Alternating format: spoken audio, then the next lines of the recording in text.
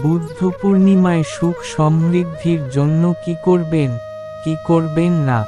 আজ বুদ্ধ পূর্ণিমা বৈশাখ মাসে পালিত হয় বলে এই দিনকে বৈশাখী পূর্ণিমাও বলা হয়। হিন্দু ধর্মশাস্ত্রে এই শুভ দিনে বিশেষ পূজার্চনা এবং ধর্মকর্মের উল্লেখ রয়েছে। বৃহস্পতিবার এবং পূর্ণিমা এই দুই যোগ সত্যনারায়ণ পুজোর জন্য উৎকৃষ্ট। এই দিন উপোস এবং বিষ্ণু পুজোর বিধান রয়েছে। পূর্ণিমা তিথিতে বজরংবলীর সামনে প্রদীপ জ্বালিয়ে হনুমান চালিসা পাঠ করা উচিত। 108 বার ওম রামদূতায় নম মন্ত্র জপ করা উচিত। এই দিন রামায়ণের সুন্দরকাণ্ডের পাঠ ফলপ্রসূ। বজরংবলীকে সিঁদুর এবং চামেলি ফুলের তেল অর্পণ করুন। কোনো মন্দিরে অর্থ দান করতে পারেন। পূর্ণিমার দিনে কোনো পবিত্র নদীতে স্নান অত্যন্ত শুভ ফলদায়ক হিসেবে বলা হয়েছে শাস্ত্রে। বর্তমান পরিস্থিতিতে নদীতে স্নান সম্ভব নয়, তাই বাড়িতেই পবিত্র নদীর নাম স্মরণ করে স্নান করুন। স্নানের পর গরিবদের অর্থ এবং অন্নদান অতি শুভ বলে মনে করা হয়।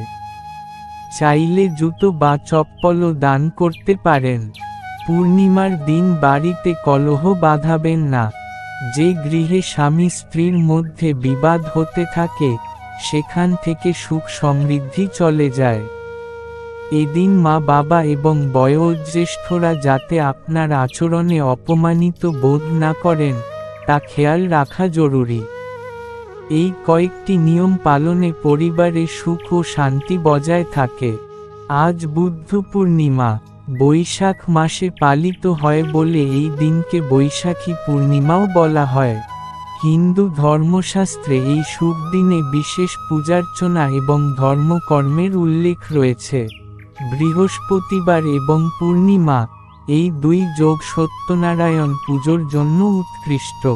এই দিন উপোস এবং বিষ্ণু পুজোর বিধান রয়েছে। পূর্ণিমা তিথিতে বজরংবলীর সামনে প্রদীপ জ্বালিয়ে হনুমান চালিসা পাঠ করা উচিত। 108 বার ওম রামদূতায় নম মন্ত্র জপ করা উচিত। এই দিন রামায়ণের সুন্দরকাণ্ডের পাঠ ফলপ্রসূ।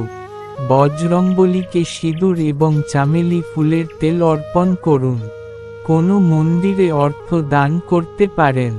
পূর্ণিমার দিনে কোনো পবিত্র নদীতে স্নান অত্যন্ত শুভ ফলদায়ক হিসেবে বলা হয়েছে শাস্ত্রে। বর্তমান পরিস্থিতিতে নদীতে স্নান সম্ভব নয়, তাই বাড়িতেই পবিত্র নদীর নাম স্মরণ করে স্নান করুন। স্নানের পর গরিবদের অর্থ এবং অন্নদান অতি শুভ বলে মনে করা হয়। চাইলে জুতো বা চপ্পলও দান করতে পারেন। পূর্ণিমার দিন বাড়িতে কলহ বাঁধাবেন না। যে গৃহে স্বামী স্ত্রীর মধ্যে বিবাদ হতে থাকে, সেখান থেকে সুখ সমৃদ্ধি চলে যায়। এদিন মা বাবা এবং বয়োজ্যেষ্ঠরা যাতে আপনার আচরণে অপমানিত বোধ না করেন, তা খেয়াল রাখা জরুরি। এই কয়েকটি নিয়ম পালনে পরিবারে সুখ ও শান্তি বজায় থাকে।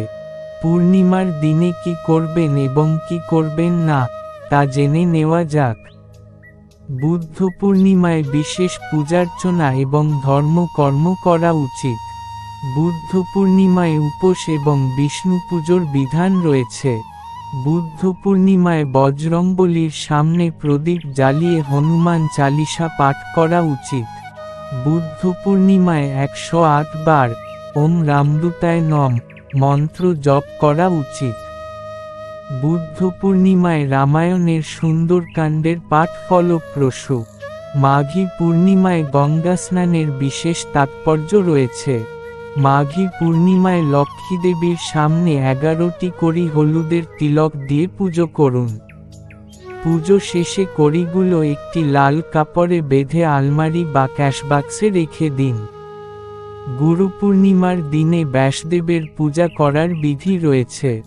শ্রদ্ধা জানাতে হয় দেবগুরু বৃহস্পতিকে। মোহনা রয় অ্যান্ড অমিত রয়।